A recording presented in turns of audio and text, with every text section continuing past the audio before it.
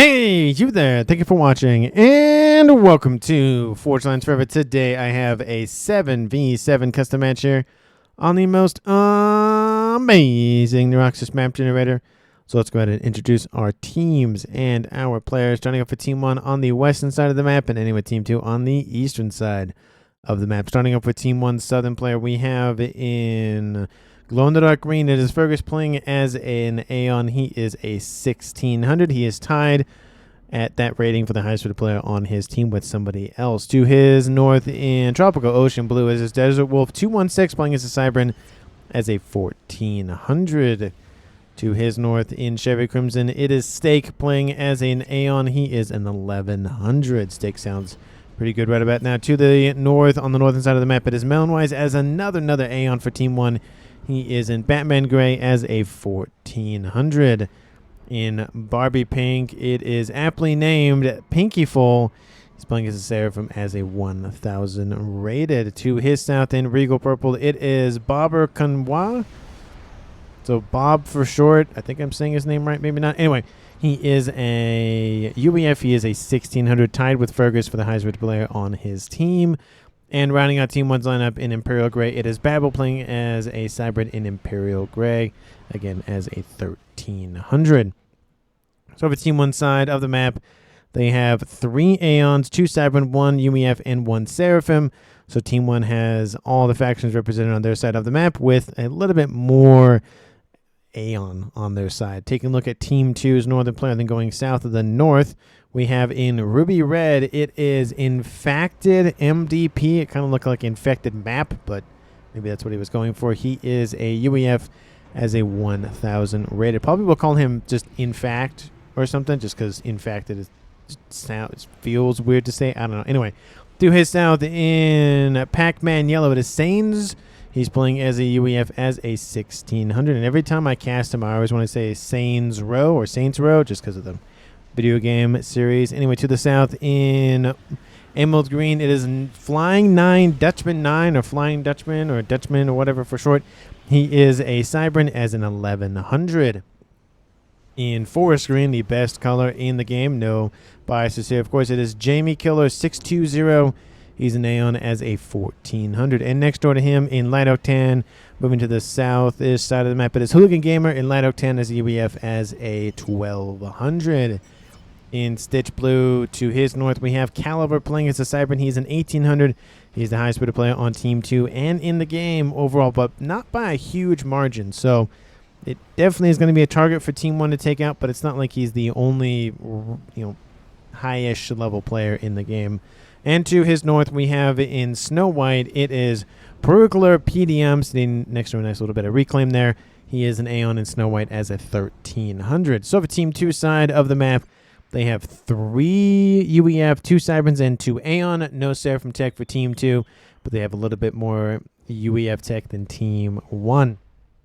And for these 14 players on the map, let's take a look at the reclaim situation. Currently sitting at 21,000 mass in reclaim, which makes it about 1.5k mass per player.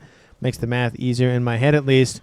And a lot of it is on the northern and southern sides. There's a tiny bit in the middle, but the majority of it does reside on the, again, northern and southern edges. We do see conflict between Team 1's Melonwise and Team 2's Prickler. Just a little bit of shots between the two comms, fighting over that little bit of reclaim pile. We also see Prickler grabbing a PD placement to secure his sides of the map reclaim, just so that he gets a little bit more bang for his buck, kind of double dipping, as it were. And speaking of comm layouts, we have 3 players for Team 1 going to the north, with Stake bringing up the rear, and of course Pinkyful and Melonwise are already there. We do see Team 2 Saints moving to more that north direction now, and Infacted moving in as well. In the middle, it's going to be 1v1 between Bob and Caliber. So it's a 1600 versus an 1800, so not really a mismatch there in rating. A tiny smidgen, but again, not terrible. We've seen a lot worse mismatch in games before. And in the south, we have 1, 2 players for Team 2 and 3 players for Team 1. That's Fergus, Babel, and Desert Wolf for Team 1 versus Hooligan and Jamie for Team 2, with The only player on Team 2 to not leave their main base, Flying Dutchman, well, in his base hanging out. Looks like he's going for air facilities, so probably going to be at least one of the air players for Team 2. We do see gun speed started for Stake in the north. Guns damage remains started for Infected in the north. And with the fact that there's 3 players for Team 1 right here, this reclaim field will go to Team 1, and Hooligan will be forced back with Jamie going for his little bit of reclaim just east of that position. And it looks like they're going to continue to push. So that southern side's not going to feel good for Team 2 here shortly. Transport inbound, dropping off either engineers or units or both. Looks like it's engineers on board. And in the north, gun 25% and range now started for Stake on that side of the map. But in the middle as well, we have Bob and Caliber going at it. It's UEF versus Cybrin, so a little bit of hit point advantages for Team 1. And the units for Caliber are essentially all but non-existent, so that's not going to feel good here shortly. And he is going to be forced back. Going to get a little bit of assistance from his teammate of Sains. And it looks like he's actually going to pull south to assist as well. It's going to be more of a 2v1, but it does mismatch the north, making it a 3v2 in favor for Team 1. And already in the south, it's 3v2. Actually, it's 3v1 now in favor of Team 1. So not really looking good. We have Jamie out of the water, barely Fergus and Babel out of the water, and Desert Wolf just going for that tiny last bit of reclaim to really push the envelope and get Team 1 even further on the eastern half of that prime meridian. Again, prime meridian being the middle point between the north and the south, and then the equator being west to east, just like a globe. I feel like that's just a lot easier way to describe it than, you know, drawing a line and talking about it, whatnot. Also, because this is 1.14 map generator, I can't do the white lines that I've been doing in recent casts. I can do the yellow dots, but I can't do the white lines, unfortunately, so it's just going to be something that's missing in this game. Apologies, but I can't really change that, so just kind of how the way it goes. Gun speed started for Menwise in the north. Gun speed and range started for Caliber. He'll probably go for stealth after this. We do see Bob is continuing to push. Team 1 torp launcher coming online. The gun will probably finish. And, well, maybe not. Oh, no, it probably will. The Mantis are nearby. They're shoving away Bob's forces, so it should be fine. Looks like he's having some power problems. Caliber, he did get hit by a couple of bombers from Bob very, very early, so that doesn't help. T2 air online for Team 2. And T2 air online for Team 1, at least for one player. So 1 air player for each team for now. But I don't know if that'll be the case for the entire match. I don't think it will. Gun at 50%. The torp launcher is over half done, but still not doing well in terms of hit points. And it's going to not be able to be finished. So unfortunately for Bob, he won't be able to rip apart the hit points before the gun is finished. We do see a transport dropping off engineers to assist with another torp launcher. He might finish that one. But Caliber is going to finish his gun upgrade. Sains is here to assist, and that's not looking good for Bob in that water. We do see gun speed started on board Jamie. We have gun range started for Fergus. He's probably going to go for speed after that, or sensor package, one of the two. And he also has assistance from 2 other players, so it's going to be a 3v1 in that favor still. And in the north, we have gun on board here for Infected. Brigler has gun speed / range. Stake has gun speed / range. And Melonwise has gun speed / range. So everybody on the north has at least some sort of gun upgrade. And now we have Bob being pursued by Caliber, which now that we have Hooligan moving into intercept, that will probably be a kill for Team 1, dropping it to a 7v6. But we'll see if they actually get him or not. T2 on board, or starting on board for Sains. But Team 2 is losing territory in the south. Look at this huge pressure from these 3 commanders for Team 1. They really want to grab at least the majority of the southern side and make it more of a war on 3-ish fronts instead of 2 front. I mean, 1 front being just the front, but then you have the front and the side, and that's, you know, start to really eat away at the eco, eat away at the everything. Sensor package canceled, going for speed for Jamie. I think he needs a little bit more damage is probably what he's thinking about. But now we have Bob being cornered by Hooligan and Caliber. Caliber is going to do a lot of the damage here just because he has a gun speed and range upgrade. But now we have Team 1 PD moving into assist. Team 1 PD and Team 1 units moving into assist. And here comes Bob. Corsair tries to like steal the kill there, but then doesn't get it. There it is. I was going to say he's going to give me my pop-up. I think last game the pop-ups eventually just stopped working. No idea why. But Team 2 scores the first scalp of the game at almost 10 minutes, making it a 7v6 in Team 2's favor.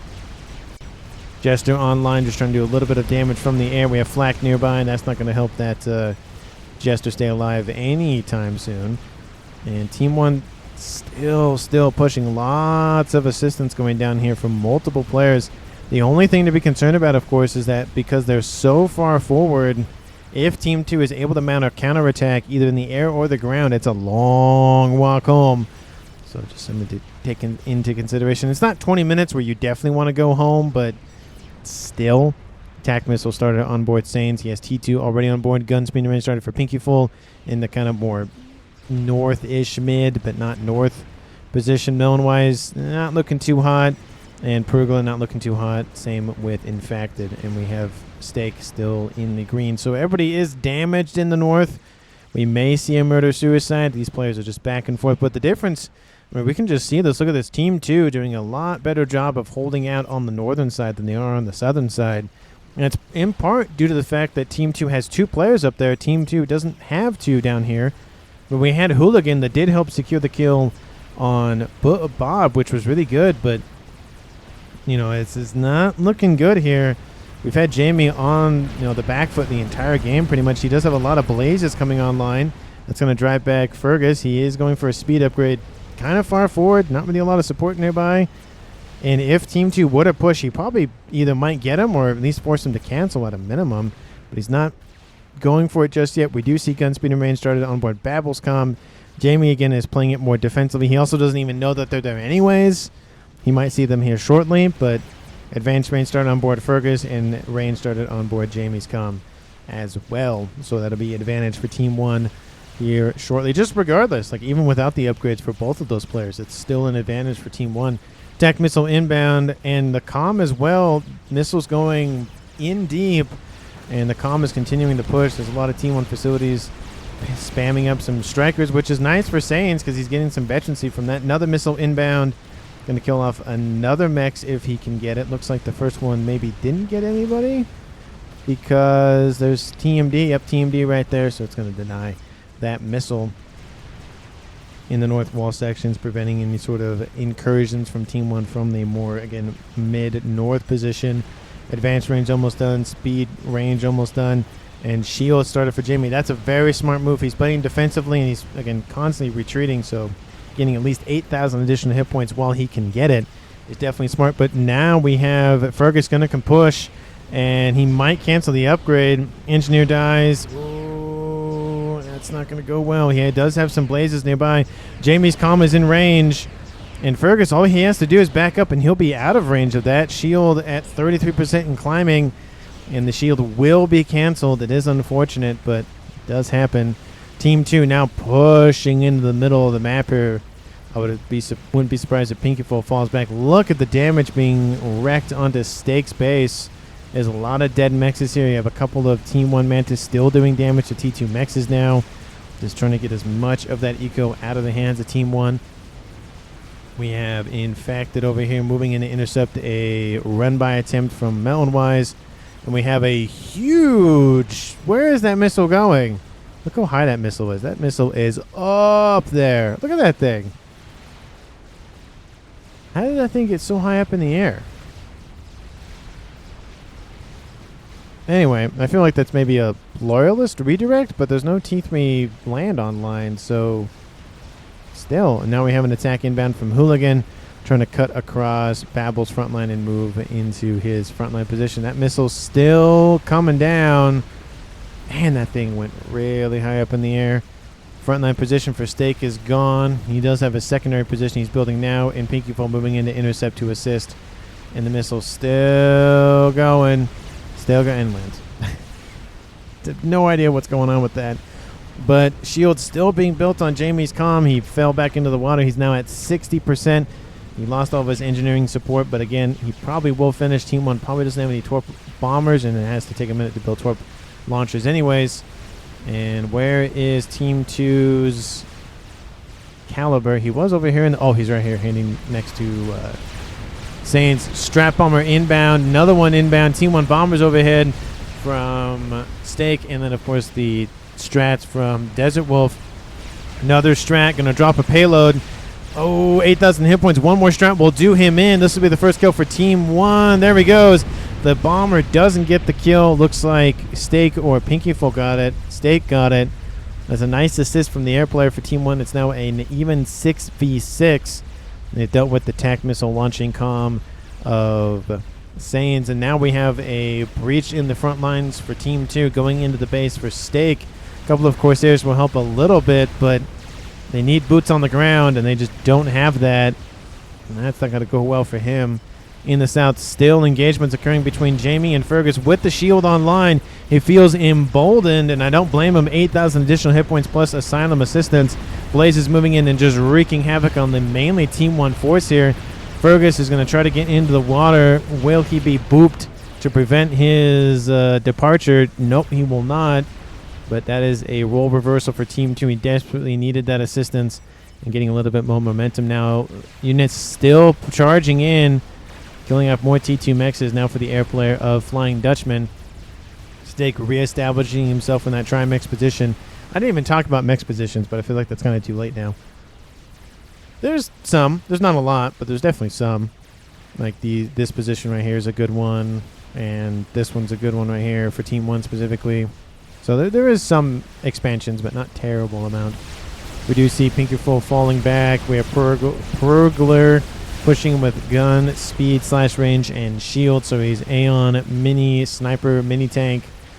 And Jamie now intercepting and going after Babel. Again, 11,000 hit points versus a total of 19. I mean, it's only going to go one way for the most part. So definitely best to disengage and maybe double team Jamie. Maybe he'd kill off one of them. Maybe. And to be at the most a minimum murder-suicide. So we'll see what those comms in the south end up doing. We do see Desert Wolf has pulled back, so it's going to be mainly a 2v1 if these comms decide to stay here anyways, which maybe they won't, maybe they will.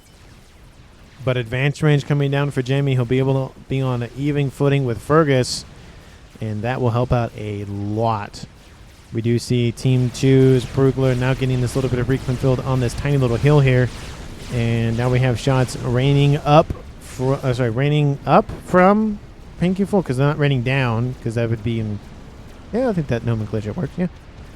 And Team 2's infected, able to intercept this group of T2 forces from Melon-wise. He has shield as well online. Everybody, Aeon-wise, going for shield at least some degree. We have one for Team 2, actually two for Team 2. We have Perugler going for his... Oh, he had his shield online already. Team 1 has lost their one and only UEF player, so no Billy Nukes for Team 1, and Team 2 has lost one of their UEF as well. But there's still the possibility for Billy Nukes for Team 2. Nano Repair started on board Pinky Fullscom. He's already at 2-star vets, 3-star vet, so it'd be a nice little decent boost in hit points. And, of course, in the regen capability, gun advance range done, took about a minute. And Fergus, no upgrades as of yet on that comm. No additional upgrades. But in the north, more engagements. Not a little bit south of that position, but a little bit north of that little bit of a pond there. Lots of tiny little ponds in this game. You would think in a desert map like this there'd be no water, but for some reason this desert has water, which no idea how that works, but okay. I feel like the desert doesn't have the rain to support them. I don't know, man. I'm not a topographer. I think that's the word for it. Sensor package started on board Jamie. He switched out his speed upgrade for his sensors, and that will give him a boost in vision. There we go. He can see where Fergus's comm is, and that'll be able to give him a little bit more of intel. Go sensor, you're good. Something says somebody from Team 2. So a little bit of assistance from beyond the grid. I'm assuming it's Saiyans, but it could have been anybody on Team 2. Nothing really calm for the most part. Close up there to the north and close up there in the south. Oh, shots are raining in between the two commanders, but not a lot of them to really make a huge difference. We do have units invading from the more southeast mid position. Bricks doing their job at throwing bricks at other wall sections and allowing bricks to move in undeterred. We have T3 gunships inbound from the air player of Flying, but ASF's inbound from Team 1's Desert should engage, but did I miss an air fight that happened at some point? He has 3 online. I feel like I did. Or he just hasn't built that many. 12 online for Team 2, so a little bit of tiny smidgen of air control for Team 2, but not by a huge margin, of course. Gunships are going to force that wall mobile section back. We have a lot of interceptors, huge group from Stake and from Babel, and looks like the ASFs are hunting down the gunships, and the ASFs for Team 2 moved. That's probably a missed opportunity there. Here come the ASFs. They went after a bomber, I guess, on the edge of the map there. They went after something. I don't know exactly what that was. Corsair, maybe? Something, but I don't know if that was worth losing your gunships for. Maybe it was.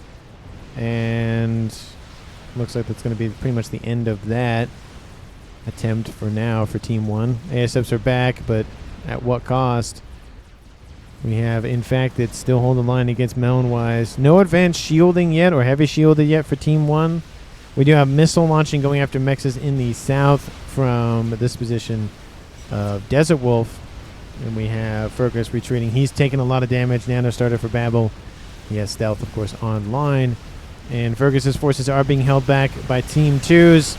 There are a lot of T2 Obsidian heavy tanks, but there are some Titans here, some T3 units that are going to deal with that quite nicely. It might be roughly a draw there, but there's more Harbingers as well for Jamie, so that should be the end of that. Lots of T2 Rhinos online for Babel, but they get stopped by the mobile wall section for Team 2's Caliber. And lots of missile launches raining in for Team 2's. In fact, we have a lot of Melonwise rules of Mag 58. That's a name for sure. Ouch. That's what that should be named, is ouch. T2 almost done for Pinky Full. No T3 air. Oh, nope, scratch that. We have Snake at T3 air as well. Anybody else at T3 air for Team 2? No. So it's just 1 air player for Team 2 versus 2 air players for Team 1. Colossus looks like it's been thought about for Pergler. I saw the hologram. And there is Caliber. He is Cybern. He has produced the cheapest experimental in the game, being the Monkey Lord. I don't know where he's sending it. He might send it right across the middle, but he might just send it straight at a nice little 45-degree angle going after Babel, and right after that, Fergus's front line.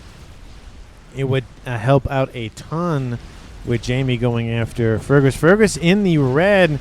Team 1 torp launcher being built. Fergus is going to be either forced out of the water or die by... Ooh, the missile comes... I feel like he could have just stopped that another way, but okay.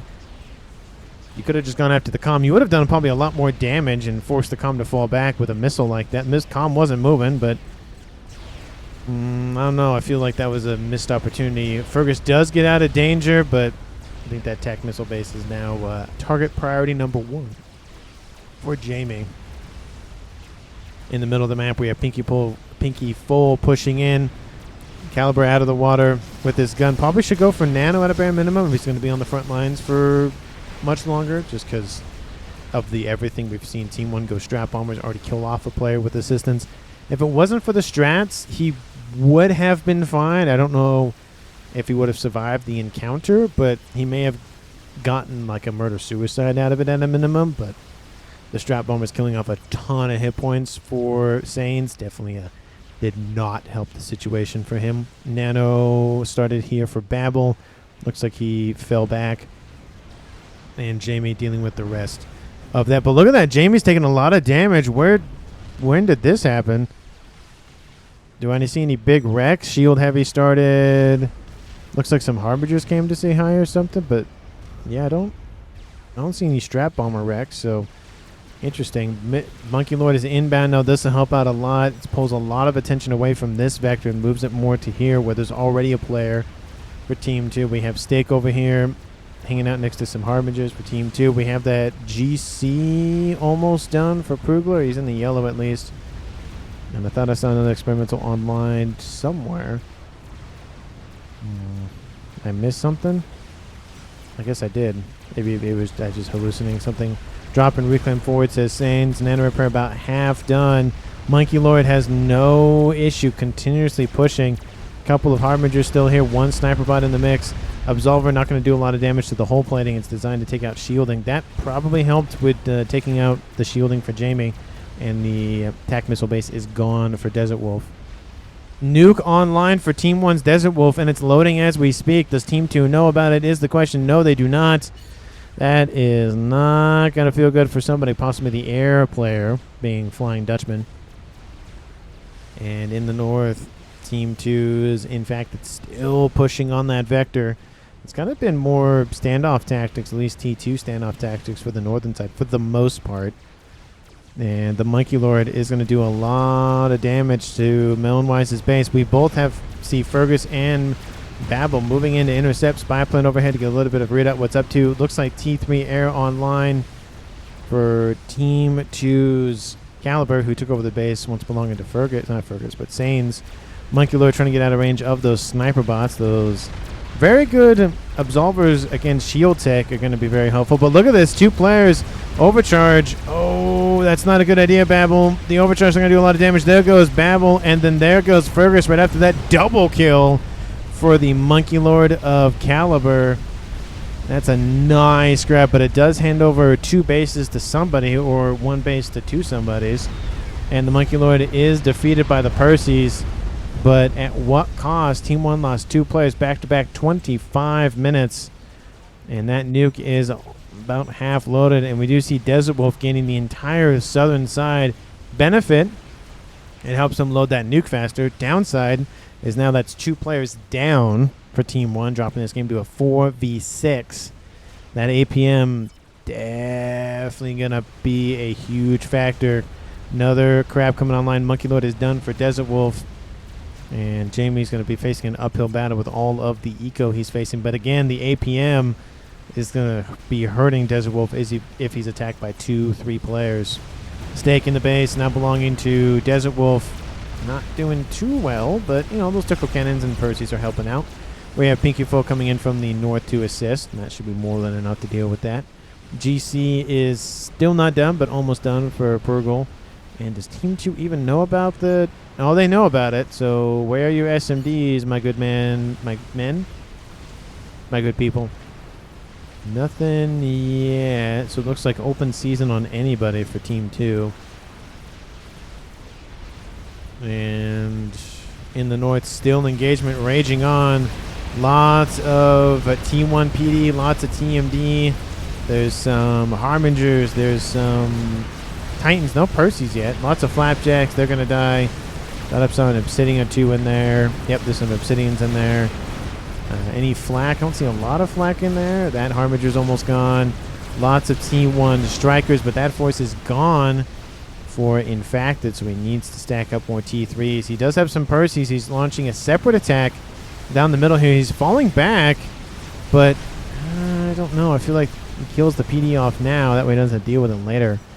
And the nuke is almost loaded. Another experimental done. It's Prugler's GC and Peekaful going after the middle of the map here with those units stacking up there for Prugler. So maybe a little bit benefit for Team 1, but that's not going to help later on when the GC comes and says hello and then goodbye. In the south, not really a lot of things happening. Team 2 is kind of being overwhelmed, but it's a lot of territory to cover, and Jamie's already fallen back, so no chance of sniping the comm right now. And that attack just pulling all of the units more closer to Team 2's front line means easier reclaiming times. We have 1 engineer hanging out with 2 engineers. That engineer ends up being saved by nearby Ilshis. But again, all of these units are dying closer and closer and closer to Team 2's front line. Makes that reclaim total go higher quicker for Team 2. And their reclaim total is a little bit higher than Team 1's, but not by a terrible amount. The nuke is almost done. Megalith is done. Nuke is done. Apologies. You got to launch that thing sooner rather than later. The longer you wait, the worse it gets. SMD is online and loading as we speak. So there's a potential for taking out Flying Dutchman or Caliber's base. We'll see what Team 1 ends up targeting. And in the north, still the attack raging on. Titans are making some headway. But there's still a lot of harbingers here. PD being built, Team D being built, all the defenses being built. We have Percy still pushing along the horizontal vector than the more northwest vector. And GC online for Team 1 stake. And we have an attack in the south. I didn't even notice it from Jamie. And these forces not moving in. There's some back here hanging out. But it looks like that does a great job of taking out some defenses on the southern edge. There is a T3 mechs there that could be taken out. But, you know, focused on other things, I would assume, for Jamie. And going for his own GC. Nuke still hasn't fired. Team 2's SMD right here. It's half loaded. Desert Wolf finishes another experimental. And where's that at? I don't see it. He has the Megalith and a GC. Oh, I guess he has a GC now online. Okay, never mind. And in the middle, GC online. Fat Boy and GC online for stake. We have Moundwise has his own GC. Nuke is outbound. Now, where are you going? You're not going for this space. You're going for this space. That is a smart move, though. Caliber's nearby. That is a secondary air grid for Team 2. Oh, Caliber's. Ooh. Okay, he's going southeast. I thought he was going east. I was like, it's not going to feel good. SMD is online, not loaded. SMD, like I said, is online, but not loaded yet. The nuke's going to sail right nearby it. Would it have been in range? Yes, it would have barely clipped it, which means that base might have been saved. And Caliber is going to be close to the explosion. Hopefully he doesn't get caught by it. It's going to be close. Kaboom! He does get singed by it. His T3 air headquarters is gone. Keeps a tiny bit of it, but at least the air grip, but not by much. GC overwhelmed by Percy. He's not even engaging with the GC yet from Team 1. Well, that's not great. GC top says hooligan. And we have Monkey Lord in the front line for Team 2. Lots of strap bombers stacked up. And there goes the Monkey Lord. So that attack didn't work. And all those remaining units are going to flood into the water and just hide and not be shot at for a time being. 30 minutes on the clock. About a little bit of the half the game is now over. Team 1 at 4 players left. They lost Bob first, and then Team 2 lost Sanes, dropping him to 6 right now. And then Team 1 lost Babel, and then Fergus, with literally one after the other. So it's 4v6 in favor for Team 2. That APM, it's kind of helping, not helping. It just depends how you look at it. Team 1's Desert Wolf is producing 600 mass per second, and then Stake below him is at almost 400. Same with Melonwise at 400. So Team 1 overall is producing more mass than Team 2, so that is helping fuel their continued pushing in the north and the south. The middle's kind of just there for now. And Team 1, of course, just launched a nuke. So let me know down in the comments who you think is going to currently win this game at 31 minutes. Thank you so much for watching to the not very end, but the midpoint in the video. Hopefully you have enjoyed, and please let me know by hitting the like and subscribe buttons if you haven't already done so already, because why not? It's free, it's easy. You just click the button, you're done. And it's you know, lets people know that, you know, these videos are good, or if you like these videos, and also lets YouTube know that these videos are good. So all of the good things. Oh, T1 PD saved. They almost killed off that nice little obsidian tank, but GC's gonna just grab that one anyways. There it goes. Goodbye. And gonna deal with the remaining Percy's, just trying to sit in the water and shoot some T3 mexes pretty easily. Strap bombers and restorers online. Team 2 has another air player, at least a tiny little one, a Pergler, going for gunship. So we have strats for Caliber. We have strats for the actual air player, Flying Dutchman, or the main one. And then we have gunships online for Pergler in the north. So 3 air players. That's a lot of air power. Team 1, how's your ASF count going? I feel like Desert Wolf isn't producing that many. It's at 37. Flying Dutchman's at 48, and then plus whatever else, 31 for Caliber. So yeah, Team 2 has air control for sure. They have strats. They're probably going to target either the nuke, which the nuke still isn't shielded, which is just a huge, huge. Why have you not shielded yet? There is an attack brewing in the south from Desert Wolf. Again, he's attacking on multiple fronts. He has land and air to deal with. ASF's going to run a screen for the bombers. And are they going to go for the nuke? That's the best target to go after. The nuke's about to load again. Killed off 51,000 mass already. You got to go for that nuke while you got the chance. ASFs have to intercept. Oh, the bombers. The bombers are not going to be covered. The ASFs go north. Oh, what are you doing? Oh, you got to drop a payload or two. Oh, did they drop payloads? Yes, they do. They hit one and they hit two. They kill off the nuke. But almost all those ASFs are dead in the interim. Oh, that's just... they got the target dead, but heavy casualties even before they got there. That's a little rough.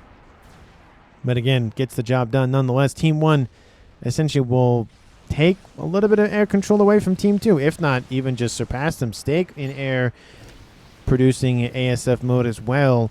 He's at 24, so that number is actually a little bit better for Team 1. And we have Stake bringing in some spy planes, and we have Caliber intercepting ASFs. We have Flying Dutchman intercepting ASFs, but that number is not going to help out that much because Caliber's ASFs are already dead, or almost all dead, and Flying Dutchman notices it's too late, and oh, that's just a bad engagement. Not even worth it. Oh, that's unfortunate. Yeah, that's why it's a lot easier to micro all the ASFs by one person than do it by multiple people. It's just coordination is very difficult with ASFs. It just is with multiple people. Jamie builds another experimental, another GC online. We have a Megalith down now online for Desert Wolf. Oh, he's starting to scat this. He does have triple base, so he has some eco to play with. Team 2's in the lead now for eco, but if he can get that online sooner rather than later, that could be the game-winning move right there. We have in the north another GC, another GC. Team 2 gearing up for a large engagement because they know it's coming. Get those PD, get those shields, get those everything online. Get a FAF warrior, 30 of them online. GC coming online for Infacted. GC coming online for Prugler. SMD now loaded. SMD now loaded. And SMD now loaded. But they don't have to worry about it because the nuke's dead. But still, there could be another nuke that the caster myself missed. So, yeah. But kind of a little bit of a lull in activity now. You can see a huge just no man's land between Team 1 and Team 2. Melonwise should be engaging at some point. With all those forces, he has 2 GCs plus a bunch of stuff. He has a third one coming online. He'll probably wait and then get all 3 of them to move. Team 2 has nothing in the experimental department yet. This GC's, climbing to yellow. This one's almost done. Stake finishes another experimental, another GC online. He has 2 of them already in the middle, plus a Fat Boy. Fat Boy can produce units, says Sains to Hooligan Gamer. Yes, the Fat Boy can build stuff on its back. He's getting Cougars, and definitely get some parashields if you can. And ASF's clean out some bombers that were hanging out down here. That's unfortunate. Oof, there's 1 more, 2 more alive, but I don't know how many were here. There's a couple of Perseus in the water. Looks like Jamie's like, hey, come here. Hey, get out of the water. Come here. Face me like a man. Come on.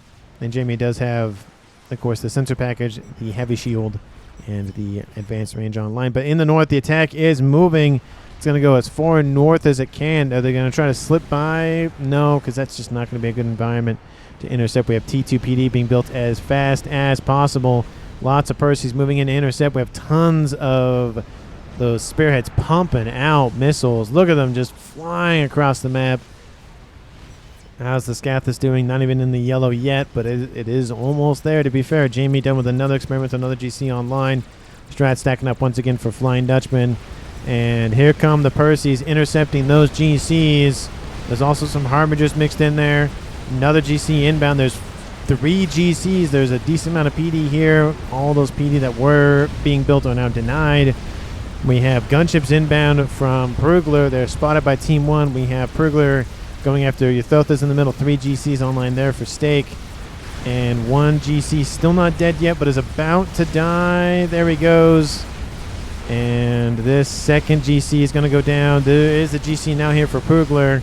That's going to help out a lot in defense. Lots of dead Perseus here for Team 2. But again, 1, 2 dead GC, soon to be 3. ASFs just get bodied by some Cougars.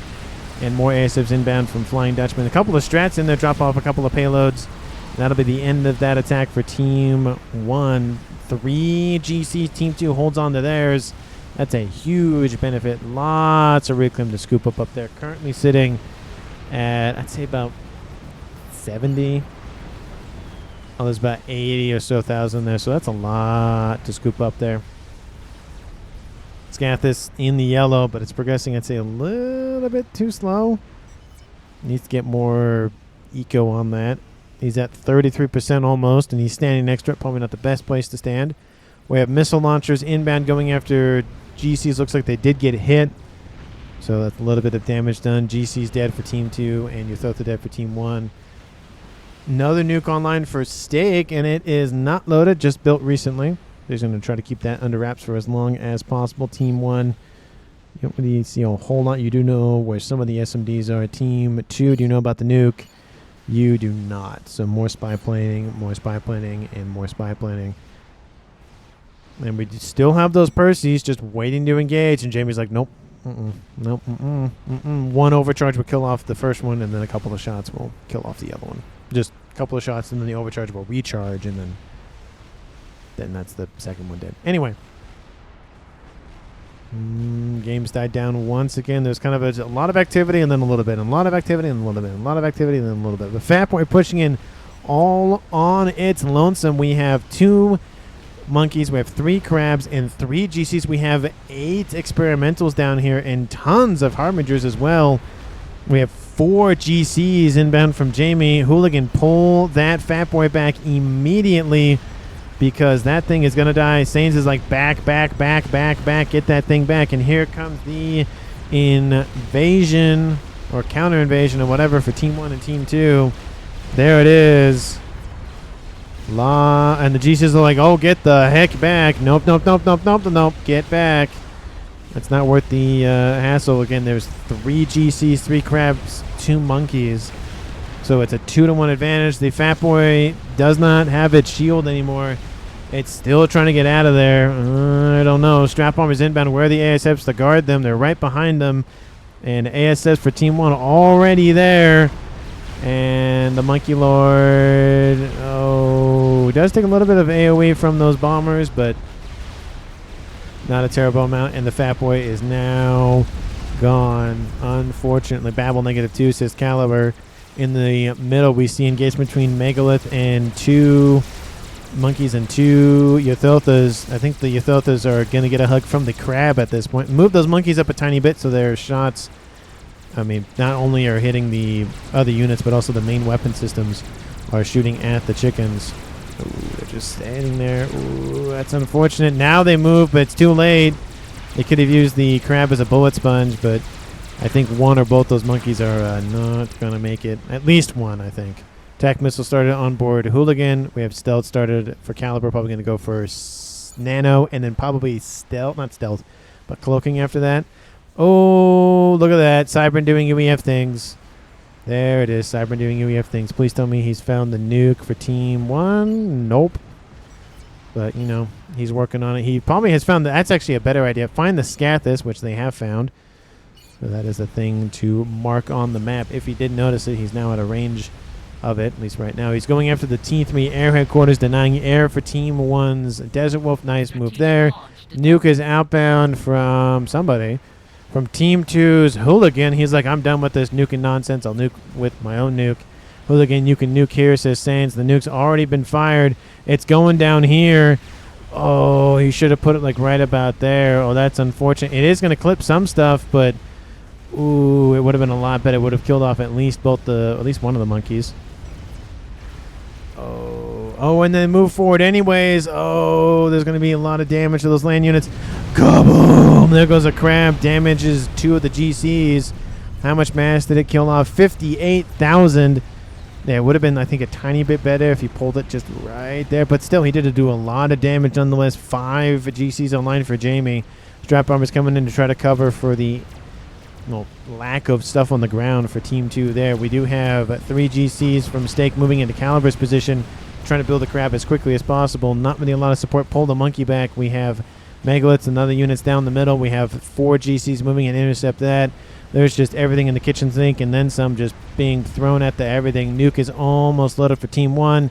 And we have not GC, but Scathis almost done. But we have Desert Wolf being hit by the satellite. Oof, that's not good to feel. He's lost about half his hit points. So he's going to be fine. He's going to get a shield and more. You can billy it from the water, says Sains. And it looks like the forces are using the water to traverse. They're going north We have gunships coming online, some broadswords just to help out ASFs, thinning that number out. Should be taking out those gunships, not gunships, should be taking out those ASFs from Team 1 right now. A nuke is done for Hooligan. He has to load it. His Bowie nuke is done loading. And Crab is done, but it's going to get doubled and then triple team. SMD is going to go down. There's a secondary SMD. Love to see it in the back base there for the air grid. GC, that GC needs to go south. Strap Bomber inbound, going to do a little bit of damage, but not a terrible amount. Kills off a couple of Perseus with the crash damage. So many open slots on team, says Caliber. And Satellite's still taking out some X's for Team 1. We have GCs engaging down here. I think I'm going to have to split things at least a little bit just to cover the everything going on. We have GCs versus Megaliths over there. We have GCs in the base here for Team 1 stake, and I think that's mainly it. So this is going to make a difference here. If they can take out the chunk of air grid, that makes a lot of a difference on Team 1 for dealing with ASF for Team 2. And the Monkey is dead. The GC is dead. There's still 3 GCs. I don't count that one because that one's essentially dead. They have a Crab that they need to take out. Nuke is outbound from Team 1 stake. Don't know where it's going. One of the GCs is dead. 2 of them remain. The air grid is dead and gone. And Flying Dutchman is standing there. He needs to move. He's going to go down here shortly if the GCs spot him.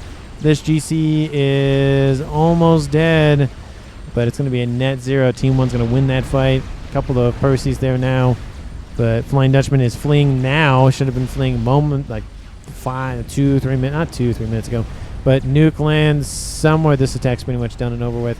To the north, kaboom! Wipes out a GC, damages 3 other ones. So nice placement there by Team 1. And Bowie Nuke lands, kills off a couple more units. I'm going to split things to make it a little bit easier. Sorry for missing that. Going to go right over there. There we go. And Flying Dutchman, his secondary air grid is gone. Oh, that's a lot of not good things for Team 2. They've lost 2 bases now. And there goes the Galactic Colossus. Remaining forces are being dealt with as we speak.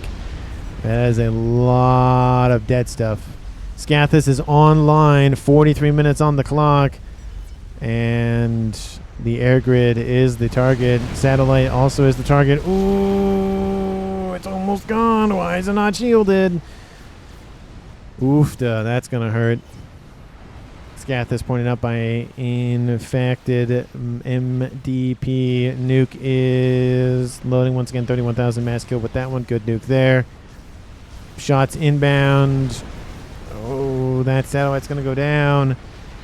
Unless it switch targets, then it'll go after something else. But Donut almost in the yellow for Team 2. Jamie still facing off against those Perseus down there. And to the north once again, looks like it's Deja Vu. And lots of TMD being built. But again, that's a lot of missiles raining in from Team 2 as well. And Scathus hits, kills off the satellite, kills off a chunk of the air grid. Team 2, do you have any other plans to how to win this game? Because 44 minutes on the clock, and it was looking good on land, but long distance, not so much. And Caliber saying whole team AFK. And he actually control K's, killing everything off. Look at that. He just said, nope, everything's going to die. 44 minutes on the clock. Low buy, says Melon Wise. Well, with that, it's now a 5v4 in favor for Team 1. And I think that might be the beginning of the end for Team 2. Yeah, that just right straight through the middle. Killed off Caliber's base. Killed off almost the entire base for Flying Dutchman. And then this base got scathized? Something like this. Some word, some verb. But there's really not a whole lot. Desert Wolf going for lasers just to protect his investment. Smart move there. Does he have PD? Yes, he does. He's getting more of it. Love to see it. Would love to see just a couple more shielding at a bare minimum. But hey, Jamie control Ks.